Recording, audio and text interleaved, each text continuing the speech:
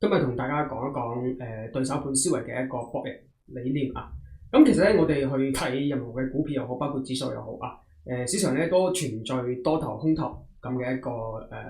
競爭嘅，即係多空係有唔同嘅雙方喺度博弈嘅。咁其實咧，我哋有時去預期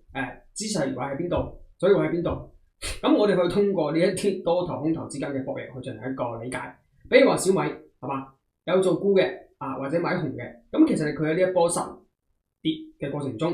嘅空頭嘅空間、空頭嘅利潤其實已經係夠㗎。所以到呢個情況底下，空頭咧其實係有需求去平倉嘅。咁呢個情況底下，空頭有平倉嘅機會嘅話，咁多頭咧就會有一個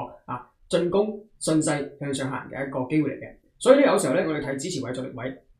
可以通過呢一種理念，即係多頭、空頭會唔會止盈咁多頭會唔會入場，去判斷當前嘅呢一個市場咧係唔係有支持或者阻力嘅一個特徵嚟嘅。咁包括恒生指數呢啲沽空型指數又好，或者買清型指數又好，包括726恒科2倍提升。咁我哋大家睇到呢一波恒生科技指數，佢從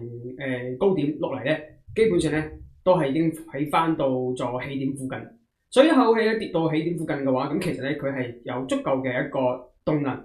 會產生一定嘅支持，跟住咧向上反擊嘅一個機會嚟嘅。所以無論喺呢個位嘅話，咁其實咧大家都去預期到多頭會喺呢度咧守住呢個位去